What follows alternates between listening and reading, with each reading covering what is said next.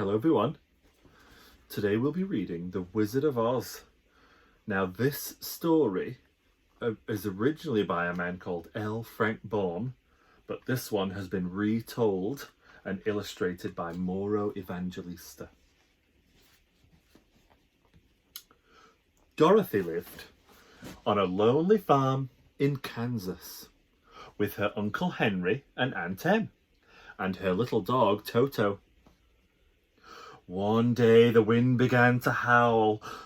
"It's a whirlwind," cried Aunt Em. "Everyone to the cellar." But Toto had dashed for cover under the bed. Dorothy went under the bed as well.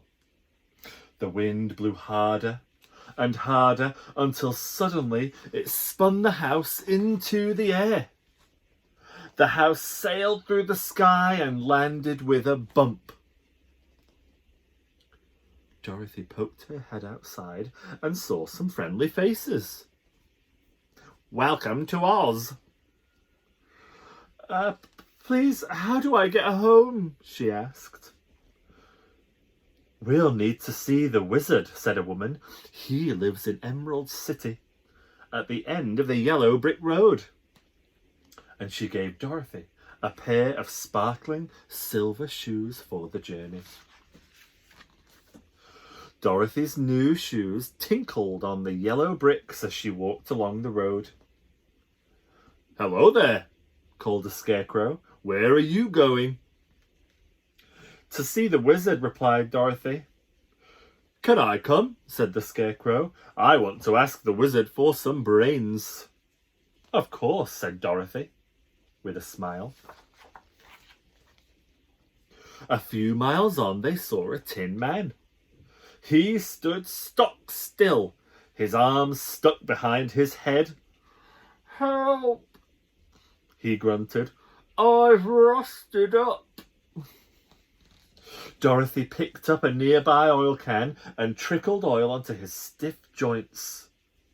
"We're on our way to see the wizard," she said. "Can I come?" asked the Tin Man. "I want to ask the wizard for a heart." They had barely set off again when a lion leapt out from the trees with a terrible roar. The Scarecrow trembled, but Toto barked. "Oh!" yelled the lion. "Don't hurt me. I heard you talking about the wizard and I want him to make me brave. Let me come with you."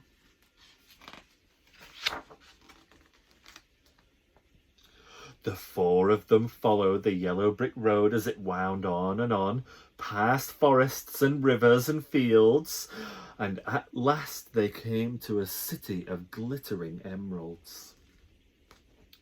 A gatekeeper gave them each a pair of green glasses and led them to the wizard's palace. "I'll help you if you help me," the wizard said.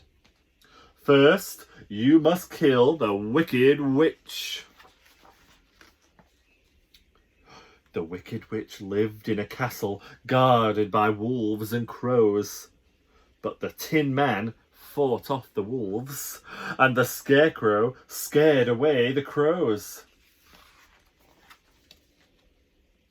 Furious, the witch summoned her flying monkeys, and soon the friends were prisoners in her castle. "Now you're my slaves," she cackled. "Get to work." Then the witch noticed Dorothy's beautiful silver shoes. "I want those shoes," thought the witch, and she waited until Dorothy was fetching a pail of water. Then she pushed her and pounced. Dorothy was so annoyed she threw the water all over the witch, and at once the witch melted into a puddle. "She's gone!" cried Dorothy, quickly putting on her shoes. "We can claim our rewards." The wizard's rewards were rather strange. First, he gave the Scarecrow a handful of pins. "Now I'm as sharp as a pin." Then he gave the Tin Man a heart-shaped cushion, and for the lion there was a bottle marked courage. Last of all, the wizard shoved Dorothy a hot air balloon. "We'll fly home," he said. But the ropes snapped and the balloon took off without her.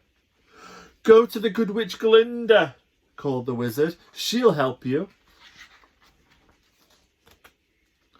Dorothy was in despair, but her friends took her to Glinda's palace. "I'm stuck in Oz," Dorothy sobbed, standing before the throne. "Don't worry," said Glinda kindly. "The silver shoes will take you home. Just knock the heels together and wish." Dorothy and Toto whirled through the air and landed back on the farm. There stood Aunt Em in front of a brand new farmhouse. Dorothy ran up and threw her arms around her. "I've been on an amazing adventure," she said, "but I'm so glad to be home."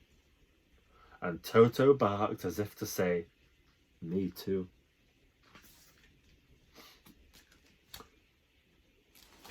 Bye-bye, everyone.